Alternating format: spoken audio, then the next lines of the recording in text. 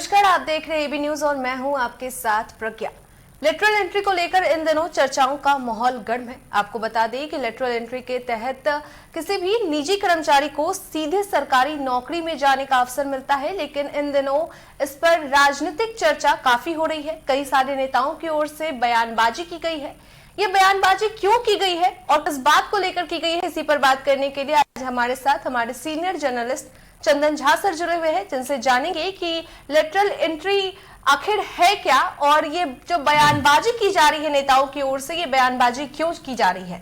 Sir आप बताइए कि ये जो बयानबाजी चल रही है एक एंट्री को लेकर, जो यूपीएससी निकाली है भर्ती, उसके बाद ये लेटरल एंट्री चर्चा में बन गई है, तो आखिर ये बयानबाजी 17 अगस्त को यूपीएससी की तरफ से एक विज्ञापन निकाला गया जिसमें डायरेक्ट भर्ती कहें जो लेटरल एंट्री के लिए कहा गया, जिसमें कोई आरक्षण का प्रावधान नहीं। और इसको लेकर के कांग्रेस, जेडीयू, एलजेपी, यहाँ तक जीतन राम मांझी की पार्टी सभी ने विरोध कर दिया, क्योंकि सभी कहीं ना कहीं से आरक्षण से जुड़े हुए हैं, कहीं ना कहीं किसी कोटे से जुड़े हुए हैं।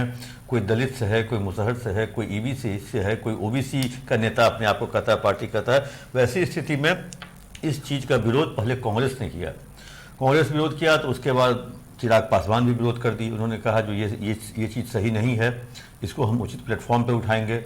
उसके बाद नीतीश कुमार की पार्टी के केसी त्यागी जो हैं वो भी इसका पुरजोर विरोध किए। उन्होंने भी इसका मतलब जिस शब्द का यूज किया वो कहीं ना कहीं केंद्र सरकार लगता है बैकफुट पे आ गई। और अगर जो लंगड़ी सरकार रहती है, बैसाखी की सरकार रहती है और उसका बैसाखी ही अगर डगमगाने लगे तो वैसी सरकार का लाइफ बहुत कम रहता है।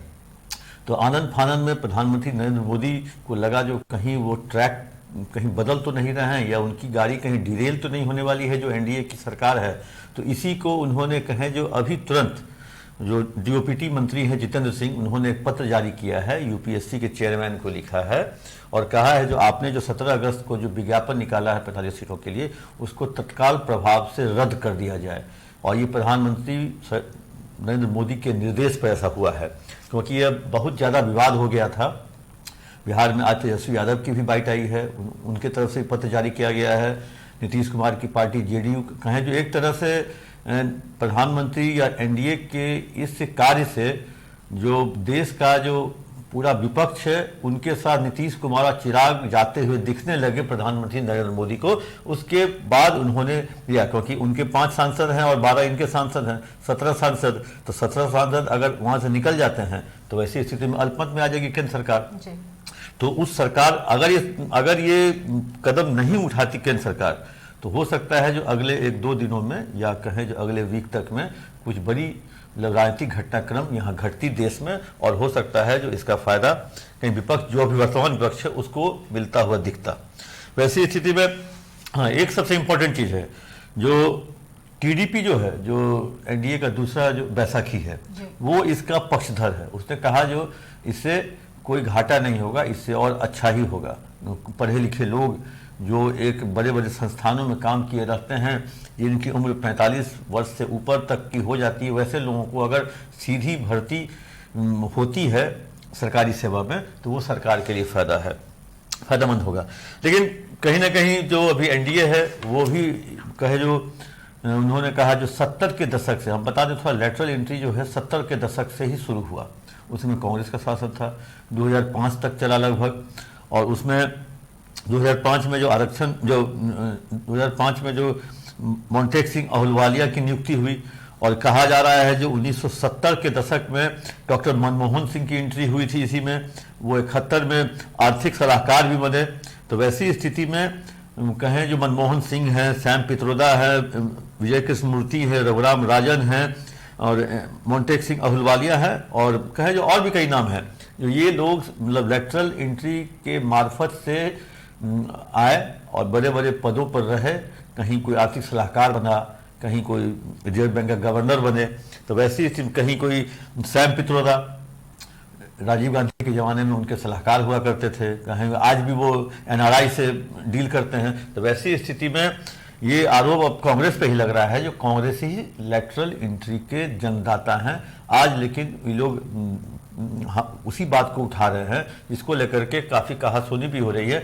लेकिन केवल कांग्रेस रहती तो एनडीए संभाल लेती, लेकिन अब एनडीए के घटक दल हैं जो चिराग पासवान है और नीतीश कुमार की पार्टी है, तब जाके मामला कहीं बिगड़ता हुआ देख प्रधानमंत्री नरेंद्र मोदी ने निर्णय लिया और तब जाकर ये चिट्ठी अभी आनंद फानन में निकली है। चिट्ठी भी हम दिखाएंगे किस तरह से जितेंद्र सिंह जो है डीओपीटी मंत्री हैं, उन्होंने चिट्ठी निकाली है और पूरी कहें जो बहाली पर, विज्ञापन पर रोक लगा दिया है। और लेटरल एंट्री जो है अभी तत्काल जो विवाद बनता जा रहा था, बढ़ता जा रहा था, बना नहीं, बन तो गया था, अब वो बढ़ता जा रहा था और इसको लेकर के वही प्रधानमंत्री नरेंद्र मोदी का चिट्ठी जो निर्देश पर निकली हुई चिट्ठी, वो इस पर रोक लगा दिया गया है तत्काल।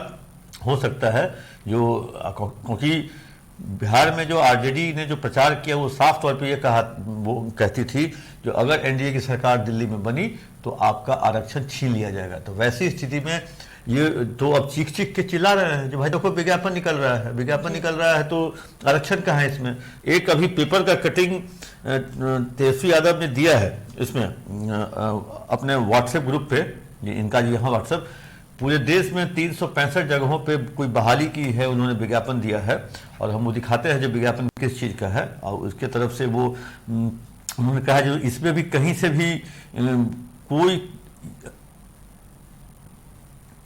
368 पद का विज्ञापन है ऑल इंडिया वैकेंसी और उसमें कहीं से भी कोई रिजर्वेशन नहीं है।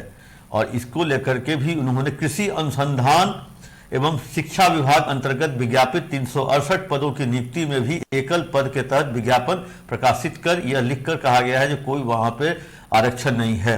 तो दलितों, पिछड़ों और आदिवासियों के आरक्षण समाप्त कर देने की बात तेजस्वी यादव कह रहे हैं, तो वो डॉक्यूमेंट के साथ है। अगर ऐसा हो रहा है तो ये तेजस्वी यादव के लिए बहुत बड़ा मुद्दा हो सकता है। लेकिन तेजस्वी यादव तो एक क्षेत्रीय पार्टी है, वो बिहार तक ही इन बातों को उठाएंगे। उनकी बात कितनी सुनी जाएगी दिल्ली तक, जब तक और लोगों का साथ नहीं मिले, क्योंकि कांग्रेस का साथ इसमें मिलना जरूरी है, क्योंकि कांग्रेस लगभग 100 सांसदों की एक पार्टी है और वो उनका साथ जब तक नहीं मिलेगा और जब तक, और इस बार आपने देखा होगा जो भी चीज़ का विरोध हो रहा है विपक्ष के द्वारा, बैकफुट पे चली जा रही है सरकार। चाहे वो राज्यसभा के सभापति को हटाने के लिए अविश्वास प्रस्ताव की बात हो या कोई भी मुद्दा हो, तो वैसे सभी मुद्दों पर वो जो, और आपने देखा होगा जो लोकसभा के जो अध्यक्ष ओम बिरला जी, पिछली बार के टोन और इस बार के टोन, पिछली बार के एग्रेशन और इस बार के एग्रेशन में आसमान जमीन का अंतर दिख रहा है। तो वैसी स्थिति को भांप गए हैं प्रधानमंत्री मोदी जी और उन्होंने साफ तौर पे बहाली पर रोक लगाने का आदेश दे दिया। अब तत्काल इस लेटरल इंट्री से कहीं ना कहीं जो कहें अभी तत्काल विराम लग गया है।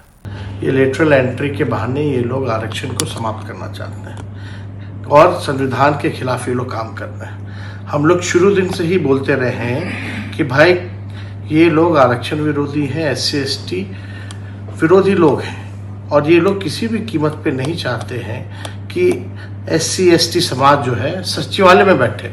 ये लोग चाहते हैं कि शौचालय में बैठे भाजपा के लोग, नरेंद्र मोदी जी, इनकी सरकार, नीतीश कुमार जी हो, चिराग पासवान हो, जीतन राम मांझी हो, ये लोग सब लोग जो है टुकुर टुकुर देख रहे हैं। इनकी सरकार जो है इस तरह का काम किया जा रहा है।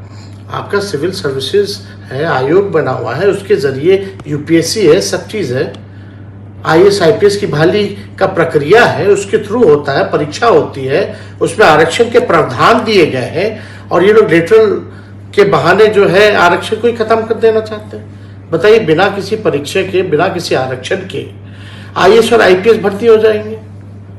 यानी ये पूरा जो है संघ के लोगों को जो है भरने का प्रयास किया जा रहा है। इसका हम लोग पूरा कड़ा विरोध करते हैं और दुख की बात है कि ये देखिए एक बार ही नहीं, सिर्फ लेटरल एंट्री की बात ही नहीं, सिर्फ IAS IPS की नहीं, ये एग्रीकल्चर कृषि विभाग ने जो है ये चिट्ठी निकाली है और इस चिट्ठी में साफ तौर पे देखिए वैकेंसी नोटिफिकेशन यानी एकल पत्र के बहाने जो है इन लोगों ने जो है आरक्षण खत्म करने का प्रयास किया। इस पे साफ तौर पे लिखा है all the vacancies are unreserved, reservation orders are not applicable. ये तो हर जगह, ये हर डिपार्टमेंट में हो रहा है और हमको तो बड़ा दिक्कत हो रहा है। ओबीसी शिवराज चौहान जो है ओबीसी कैटेगरी से आते हैं, वो खत्म कर रहे हैं।